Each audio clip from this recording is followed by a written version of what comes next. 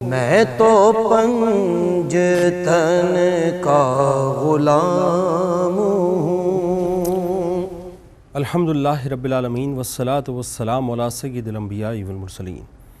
اللہم صلی علی سیدنا و مولانا محمد وعلی آلہ واصحابہ وبارک وسلم وصلی علیہ۔ السلام علیکم خواتین و حضرات، داستان کربلا کے ساتھ ایک بار پھر آپ کا میزبان محمد جنید اقبال شب عاشور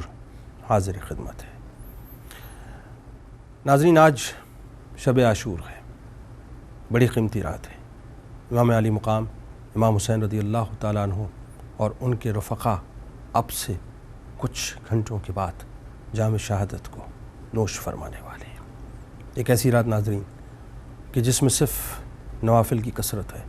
دعائیں ہیں، توبہ ہے، استغفار ہے اور اللہ تبارک و تعالیٰ سے اس کی اعانت اور اس کی مدد کی طلبی ہے۔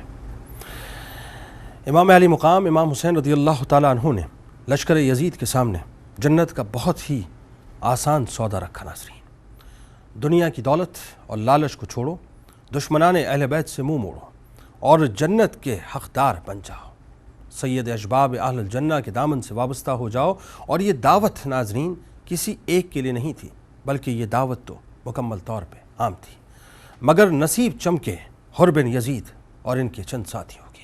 امام علی مقام امام حسین رضی اللہ تعالیٰ عنہ کی صدا نے حر کے پاؤں کی بیڑیاں کاٹ دیں، دل بیتاب ہو گیا اور دل بیتاب کو قرار بخشا گیا۔ حر کو یہ اطمینان ہو گیا کہ شہزادہ کونین حضرت امام علی مقام امام حسین رضی اللہ تعالیٰ عنہ میرے پہلے کے مقابلے پر آنے والے لشکر میں شمولیت اور راستے میں انہیں کربلا تک لانے کی پہلی جرت سے چشم پوشی فرمائیں گے۔ بس ناظرین، یہ سوچا کہ کریم نے کرم سے نواز دیا اور جان فدا کرنے کے ارادے سے حر چل پڑا، گھوڑا دوڑایا اور امام علی مقام امام حسین رضی اللہ تعالیٰ عنہ کی خدمت میں حاضر ہو کے گھوڑے سے اترا اور نیاز مندوں کے طریقے سے رکاب تھامی اور عرض کیا، اے ابن رسول صلی اللہ علیہ وآلہ وسلم، میں وہی حر ہوں جو پہلے آپ کے مقابل آیا اور جس نے آپ رضی اللہ تعالیٰ عنہ کو اس میدان بیاباں میں روکا۔ آپ جانتے ہیں میرے بارے میں، اپنی اس جسارت پر میں بہت زیادہ نادم ہوں، شرمندگی سے آپ کے سامنے موجود ہوں اور شرمندگی مجھے نظر اٹھانے نہیں دیتی۔ آپ رضی اللہ تعالیٰ عنہ کی کریمانہ صدا سن کر امیدوں نے ہمت باندھی اور میں آپ کی خدمت میں حاضر ہو گیا۔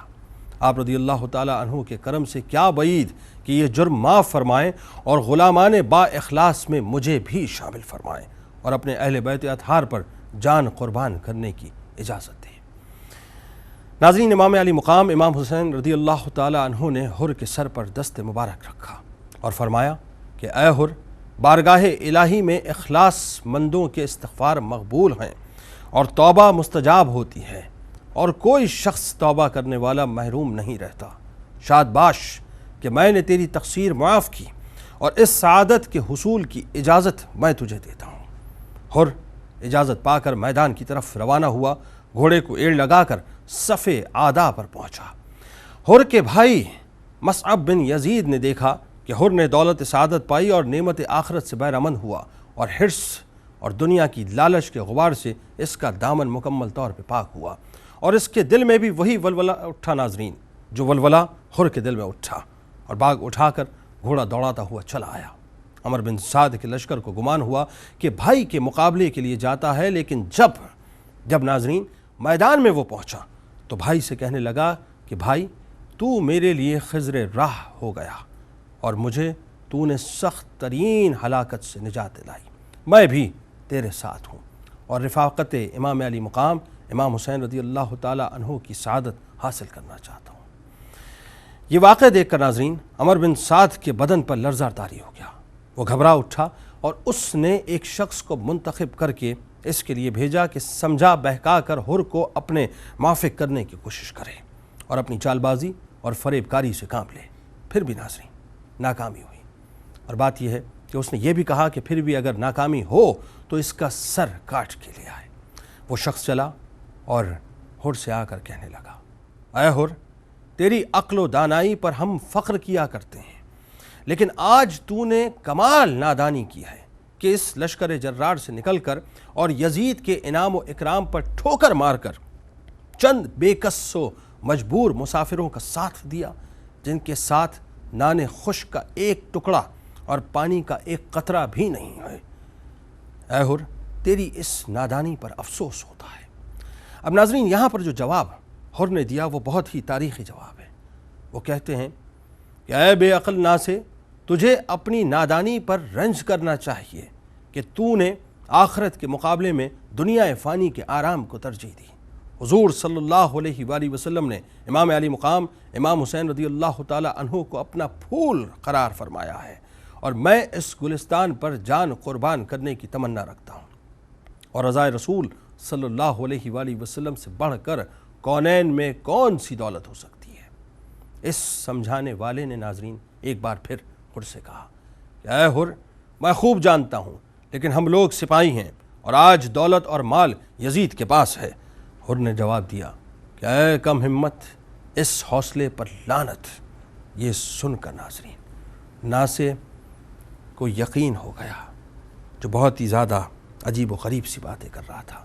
کہ یہ چرب زبانی حر پر اثر نہیں کر سکتی۔ اہل بیت کی محبت اس کے قلب میں اتر گئی ہے، اور اس کا سینہ آل رسول صلی اللہ علیہ وآلہ وسلم کی محبت سے مکمل طور پر روشن ہو گیا ہے۔ کوئی بھی دل فریب بات اب اس پر نہیں چلے گی۔ باتیں کرتے کرتے چالاکی سے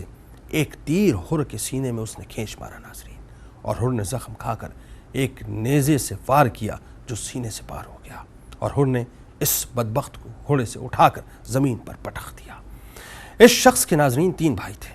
تینوں کے تینوں ایک وقت میں حر پر دوڑ پڑے، اور حر نے آگے بڑھ کے ایک کا سر تلوار سے اڑا دیا، دوسرے کی کمر میں اپنا ہاتھ ڈال کر زمین سے اٹھا کر اسے زمین کی طرف پھینک دیا اور اس کی گردن کو توڑ دیا، اور تیسرا وہاں سے بھاگ نکلا، اور حر نے اس کا تعاقب کیا، قریب پہنچ کر اس کی پشت پر نیزہ مارا، اور وہ سینے سے نکل گیا، اور اب ناظرین کوئی بھی بھائی اس کا وہاں پر موجود نہیں تھا، اور تینوں کے تینوں بھائیوں کو واصل جہنم کر دیا۔ اس کے بعد ناظرین حر بن یزید نے ابن سعد کے لشکر کی سیدھی جانب حملہ کیا، اور جنگ کی ابتدا ہو گئی۔